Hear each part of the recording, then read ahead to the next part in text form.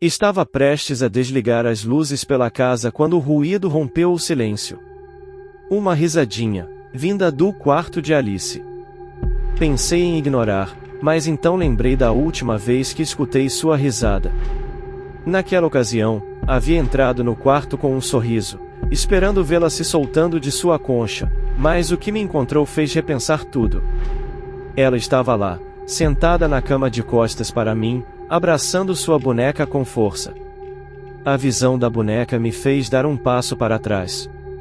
Seus olhos, completamente brancos, seu rosto rachado e distorcido num sorriso torto. Ao entrar na sala, percebi que Alice não estava apenas abraçando a boneca, mas sim a apertando com força, seu corpo tremia como se estivesse tentando sufocar algo. Quando ela me viu no quarto, parou de apertar a boneca, colocando-a no chão e me encarando em silêncio. Perguntei se estava tudo bem, mas não obtive resposta. Ela não dirigiu uma palavra a mim desde que seus pais, minha irmã e cunhado, morreram num acidente de carro. Mesmo antes disso, minha irmã tinha confiança em mim. Ela pensou que algo estava errado comigo. Pobre Alice, uma garotinha difícil que agora é minha responsabilidade. Enquanto subo as escadas e apago as luzes, pondero se devo espiar dentro do quarto. Talvez a boneca seja algum tipo de mecanismo de enfrentamento. Talvez eu deva deixá-la agir. Claro, digo a mim mesmo, se uma boneca assustadora está fazendo-a rir, deve ser algo bom. Mas não tenho tanta certeza. Faz apenas uma semana desde o acidente, um acidente do qual Alice sobreviveu milagrosamente, enquanto seus pais não tiveram a mesma sorte. O psicólogo infantil que consultou disse que leva tempo. Temos um encontro marcado para ver amanhã. Então, pare do lado de fora da porta dela, que está entreaberta, e fique espiando. Posso ver Alice sentada na cama, de costas para mim, olhando para o outro lado do quarto. Não consigo ver o que ela está observando, mas parece que ela está se divertindo. Está chutando as perninhas e fazendo filhos de zumbido. De repente, ouço um barulho como se um livro caísse no chão de dentro do quarto. Meu coração dá um salto. Eu estava observando Alice o tempo todo e ela não se moveu. De repente, tenho certeza de que alguém está no quarto com ela. Empurrei a porta, revelando uma estranha boneca com seus olhos brancos e vazios, sentada na pequena cadeira de balanço ao lado da janela. Um livro de fotografias jazia no chão em frente à cadeira. Alice virou a cabeça lentamente para mim olhar, seus olhos meio fechados e os lábios apertados. Ao entrar na sala, vasculhei em busca de sinais de outra pessoa ali. Alice cruzou os braços e desviou o olhar, seu cabelo loiro chicoteando em seu ombro. Fixei meu olhar na boneca, que parecia continuar me encarando como se sua cabeça estivesse seguindo meus movimentos pela sala. Isso não poderia ser real. Uma onda de raiva repentinamente me atingiu. Estendi a mão para pegar uma boneca maldita e jogá-la em um canto, longe de mim. Antes que eu pudesse tocá-la, Alice soltou um grito agudo vindo da cama. Ao me virar para olhar, ela parou de me encarar. O que houve? Perguntou confuso. Houve um baque. Olhando para baixo, vi uma boneca no chão ao lado de um livro ilustrado. Ao me abaixar para pegar os dois itens, Alice lembrou novamente, cerrando os dentes. Peguei o livro e a boneca, e uma onda de frio percorreu meu braço desde uma boneca. Me instalou enquanto eu virava a coluna para trás, meus olhos rodopiando em minha cabeça enquanto o mundo ao meu redor se desfazia em um turbilhão de cores esquizofrênicas. Estou na parte de trás de um carro familiar, o sedã da minha irmã Katie, com meu cunhado Mike ao volante e minha irmã no banco do passageiro da frente, absorta em seu telefone. Alice está na cadeirinha infantil atrás de mim, segurando sua boneca, que parece um brinquedo comum, sem os olhos brancos ou o sorriso assustador. Sinto-me presente, mas ao mesmo tempo não estou, como se estivesse flutuando acima da cena. O carro segue por uma rodovia de 2 pistas, com Alice olhando sua boneca e depois seu pai, antes de olhar pela janela. O caminho à frente parece desimpedido, com várias entradas para casas em ambos os lados da estrada, mas nenhum carro à vista. De repente, vejo um caminhão emergir de ré de uma das entradas do lado direito da estrada. Papai, diz Alice, e Mike confirmam olhando no retrovisor. Olhe, ela exclama, segurando a boneca e dançando. Os olhos de Mike voltaram para a estrada, mas Alice gritou novamente, alertando sobre o caminhão na entrada que não está conduzindo a velocidade. Quero gritar para que Mike pare ou preste atenção, mas antes que eu possa reagir, Alice joga a boneca em direção à cabeça do pai. Ele se vira, balançando o volante um pouco, mas não o suficiente para evitar as complicações. Os pneus traseiros do caminhão batem na estrada, enquanto Katie olha para cima do telefone, gritando. Mas é tarde demais. O sedã atingiu 60 milhas por hora, o vidro voa enquanto o veículo derrapa lateralmente e capota 2 vezes antes de finalmente parar de cabeça para baixo em uma vala do outro lado da estrada. Katie está claramente morto, seus crânios esmagados ao lado dela, mas Mike ainda está vivo, suspirando pendurado de cabeça para baixo em seu assento.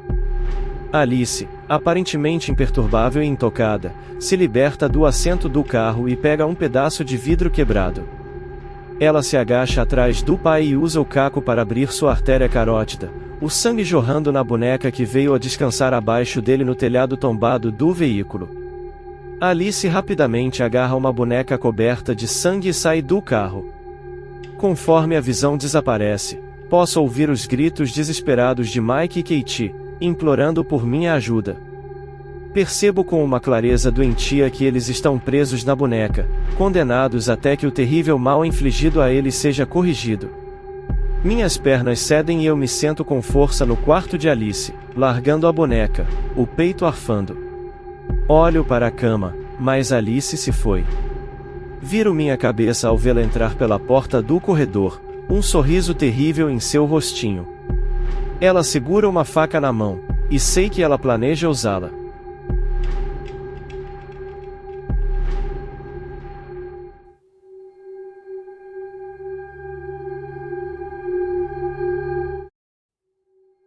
Quando eu era criança, morava do outro lado da rua de uma família que tinha uma menina chamada Emily. Nossos pais costumavam nos reunir para encontros de jogos porque tínhamos mais ou menos a mesma idade. Isso começou quando éramos muito jovens, tipo 4 ou 5 anos. Quando tínhamos 7 anos, éramos praticamente inseparáveis. Mas então, num verão, Emily voltou para casa de uma viagem em família com uma boneca. Quando você tem 8 anos, não conhece realmente o medo, a menos que tenha passado por algo terrível. E, se você tiver sorte, o terrível não acontece com você até muito mais tarde. Emily e eu não tivemos sorte.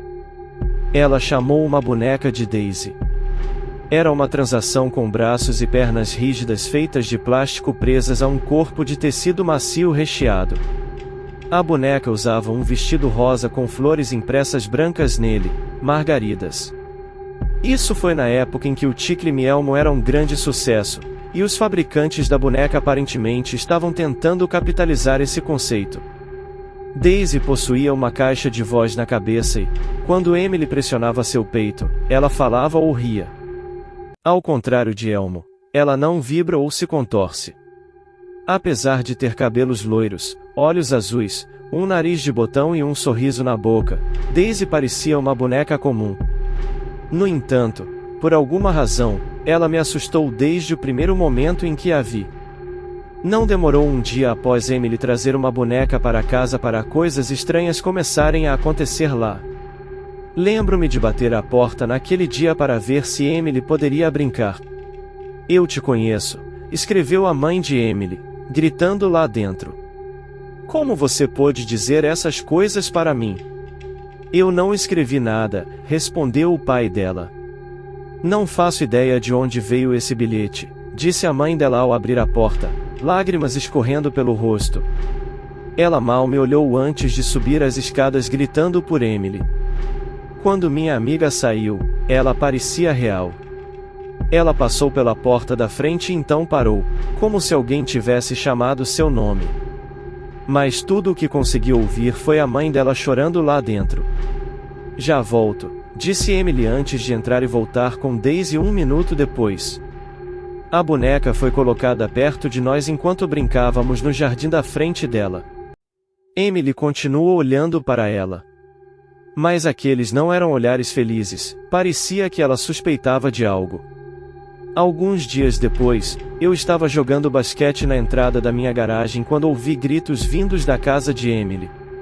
Vi seu pai correndo para a varanda com a boneca na mão e a lançando no jardim da frente antes de voltar para dentro. Fiquei observando uma boneca por um tempo antes de retomar meu jogo de basquete. Quando olhei novamente para o quintal de Emily, ela tinha desaparecido. Alguns minutos depois, ouvi o pai de Emily gritando sobre uma boneca.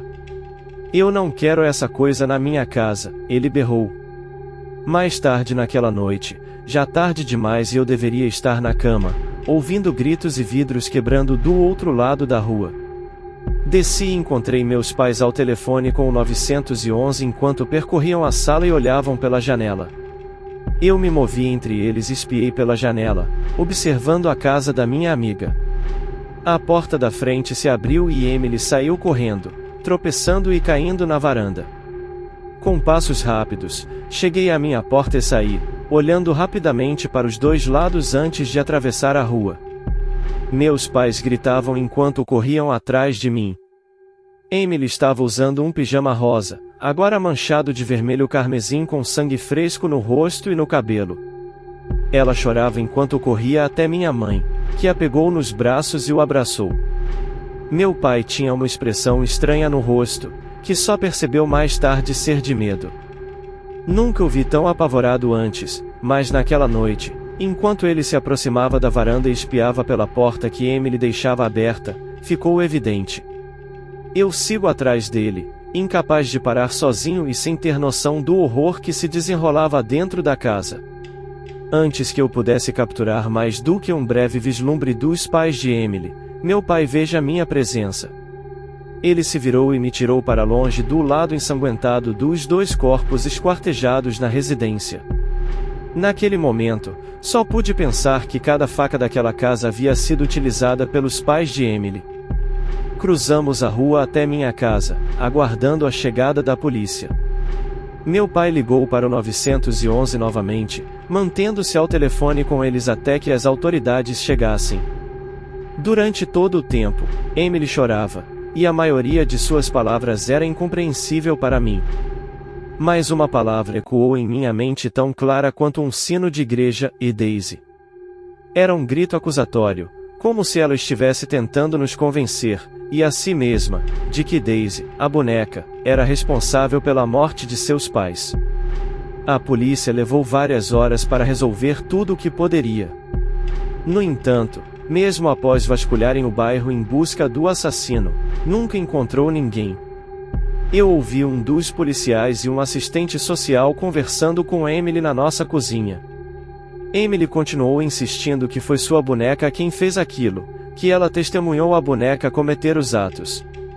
Ela falou Daisy para eles diversas vezes, mas a polícia afirmou que não havia nenhuma boneca na casa que correspondesse à descrição. Ao ouvir isso, dei uma volta pela casa e verifiquei se todas as portas e janelas estavam trancadas. Eu era o único que acreditava em Emily. Mas ninguém costuma ouvir crianças sobre esse tipo de coisa. Meus pais se ofereceram para ficar com Emily até que os assistentes sociais decidissem o que fazer com ela, mas disseram que isso ia contra a lei. Então todos nós saímos. Devia ser por volta da 1 da manhã quando chegou a hora de nos despedirmos de Emily. Ela me deu um abraço antes de entrar na parte de trás do carro. Eu observei enquanto o veículo dava partida e se afastava do meio-fio em frente à minha casa. Conforme ele segue pela rua, Emily grita, embora todas as janelas abertas. Então, vi um rosto familiar aparecer na janela traseira, o rosto da boneca Daisy.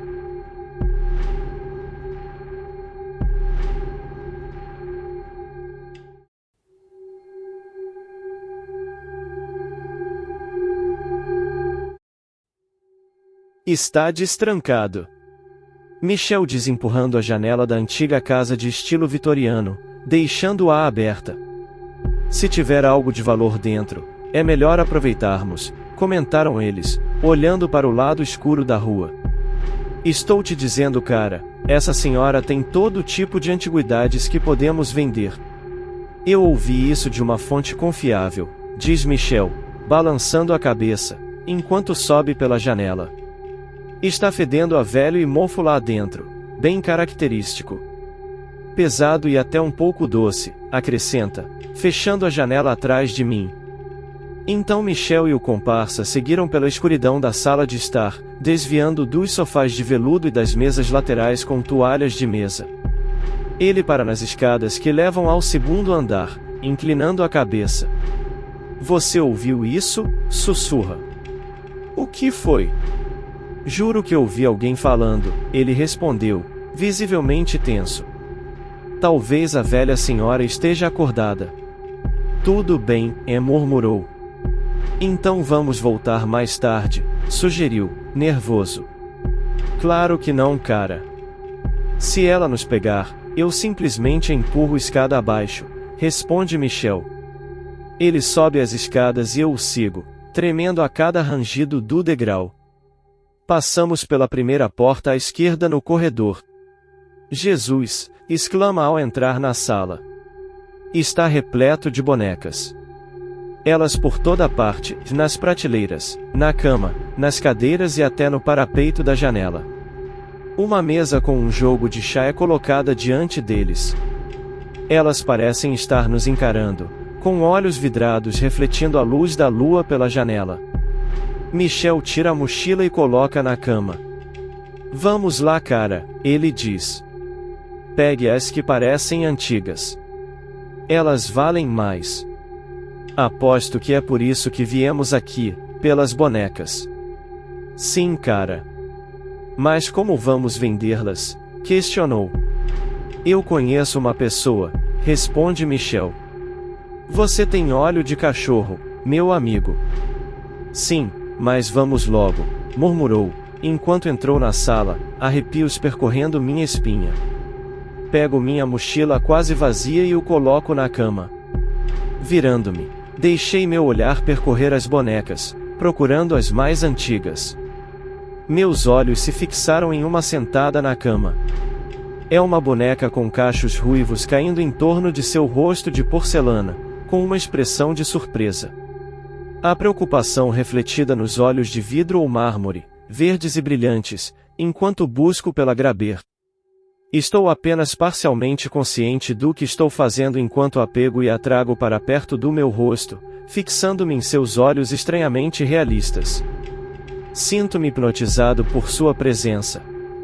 Há uma agitação vaga ao redor, perto da cama e da janela, mas eu não dou muita atenção a isso, enquanto tenho Samantha ao meu lado. Samantha, murmurou, como se estivesse conversando com ela. Embora eu tenha acabado de nomeá-la, à medida que a agitação na sala diminui, minha conexão com a boneca desaparece, trazendo-me de volta à realidade. Samantha, como se ela pudesse entender. Mas conforme olho além da boneca, meu olhar se fixa no pé da cama, onde vejo Michel deitado de costas, olhando para o teto. Ao seu redor, há 8 bonecos, cada um com um braço empurrado em sua boca, esticando sua mandíbula e fazendo sua garganta parecer inchada. Há mais 2 dúzias de bonecas ao redor dele, agarrando seus braços e pernas como se estivessem segurando-o. Nenhum deles se move por um momento. Eu penso que Michel está apenas pregando uma peça em mim, mas a forma como esses braços de boneca estão enfiados em sua boca parece genuinamente dolorosa. Ao olhar para ele, percebo que ele não está respirando. O medo paralisa meus membros e acelera meus pensamentos. Quando viro para a porta do quarto, vejo uma velha de semblante miserável parada ali. Seus dentes amarelados são expostos enquanto suas sobrancelhas se inclinam para baixo, formando um sorriso que está longe de ser feliz. Eu recuo, buscando ajuda nos olhos de Samantha, mas encontro apenas uma expressão que reflete a da velha senhora. Há movimento ao meu redor e, ao olhar para baixo, percebo que estou cercado por bonecas. Todas elas compartilham a mesma expressão de loucura em seus rostos enquanto se aproximam de mim.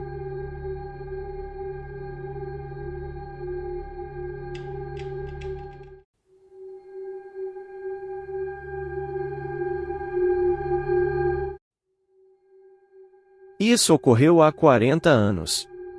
Eu tinha quase 5 anos naquela época, mas recordo-me vividamente. Nossa família residia em uma pequena casa no sul do país, compartilhada por 7 irmãos em um único quarto.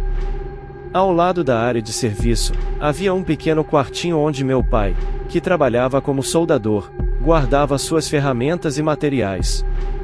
Sempre que eu via abrir a porta desse espaço, avistava um saco preto no canto, empoeirado e firmemente fechado com arame. Embora nunca tenha perguntado sobre o conteúdo daquele pacote, minha curiosidade em relação ao saco preto era intensa. Os mais velhos dizem que crianças não batizadas atraem coisas estranhas, e naquela época, em 1976, eu ainda não havia sido batizado. Apesar disso, minha mãe nos ensinava uma oração por dia, mantendo-nos conectados com Deus. Numa tarde escaldante, minha mãe decidiu adentrar o quartinho. Ela destrancou o cadeado e retirou de lá um embrulho empoeirado que estava ali há anos. Após abrir o saco, minha mãe começou a retirar as peças que compunham uma boneca. Depois de lavada e montada, a boneca ficou quase do tamanho dela. Era loira, com o rosto rechonchudo, olhos verdes e vestia um vestido verde, meio no estilo dos anos 60. Na roupa estava escrito a amiguinha. Naquela época, eu ainda não sabia ler, mas minha irmã mais velha lia para mim. Ela explicou que essa boneca havia sido dela na infância. No entanto, não senti uma afinidade imediata com a boneca. Algo naquele brinquedo não me agradava. Eu questionei, por que montaram a boneca agora? Minha mãe explicou que no dia seguinte passaria um carroceiro, que pegaria algumas garrafas velhas, e eles também dariam a boneca para ele levar para a filha dele. Minha mãe estava doando a boneca porque já não tínhamos mais filhas pequenas que brincassem com bonecas. Além disso, um mecanismo da boneca estava quebrado. Apesar de saber que esse brinquedo era muito popular na época e que costumava andar, eu ainda tinha um pressentimento estranho em relação àquela imagem de borracha sendo montada. Durante o resto da tarde, eu permaneci intrigado com essa situação. Eu continuei a observar o rosto da boneca até que finalmente falei para minha mãe que não estava gostando do que via. Eu disse a ela que não gostava daquela boneca, que algo ali me incomodava, especialmente nos olhos daquela boneca, algo não estava certo. Nossa casa era pequena, com apenas um quarto onde cabia a cama de casal dos meus pais e uma caminha onde eu dormia. Na sala, dormiam meu irmão mais velho e minhas outras irmãs, todos adolescentes. Nosso único entretenimento era uma antiga TV preto e branco de válvulas, que só era ligada à noite porque esquentava muito. À medida que a noite avançava, ela ficava tão aquecida que acabava desligando, fechando a tela, e ninguém mais conseguia assistir nada. Por volta das 11 horas da noite, todos estavam na sala assistindo a um filme. Eu queria ficar lá com meus irmãos, mas meus pais não permitiram, dizendo que eu precisava dormir cedo, afinal, eu era o mais novo e ainda não tinha completado 5 anos.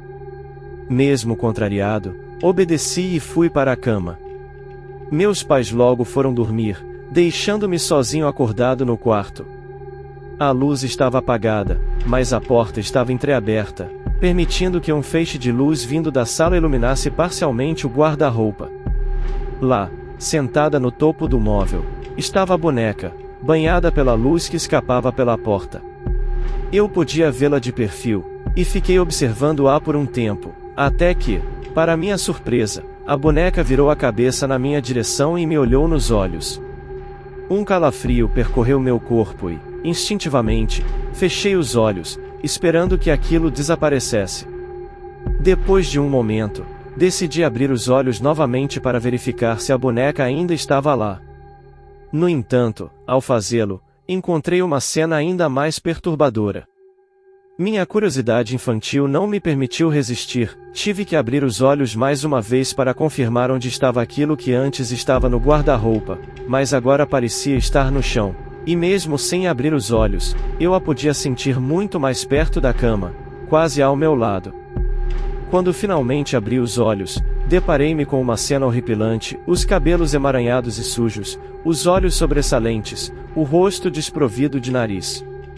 Aquela face antes inocente agora se transformava em algo mais sinistro, com um queixo pontiagudo, uma boca escancarada exibindo dentes irregulares. Os braços estavam mais longos, com mãos extremamente sujas, e dedos finos terminando em unhas compridas. Assustado, gritei com todas as minhas forças, o que fez minha mãe acordar assustada.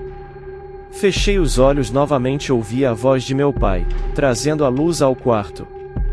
Meu corpo tremia, mas ao perceber a movimentação de meu pai, minha mãe e meus irmãos vindo me socorrer, me senti um pouco mais seguro. Abri os olhos e relatei o que tinha acabado de acontecer, enquanto observava a boneca, que tinha retornado à sua posição original no alto do guarda-roupa, com exceção de uma das pernas, agora mais erguida que a outra. Contei a todos o que vi, mas ninguém parecia acreditar realmente. Meu pai, a pedido de minha mãe, levou a boneca para fora e a deixou na área de serviço. Naquela noite, não consegui fechar os olhos. Orei ao meu anjo da guarda e ao amanhecer, senti um certo alívio. Quando o carro veio buscar as doações prometidas por minha mãe, também levou a boneca embora. Meses depois, fui batizado e senti que naquele momento estava verdadeiramente protegido. No entanto, durante toda a infância e parte da adolescência, não consegui mais dormir no escuro. Mesmo aos 46 anos, ainda durmo com a luz do abajur acesa. Às vezes, tenho insônia, e só me sinto completamente tranquilo quando eu rezo e seguro o terço em minhas mãos.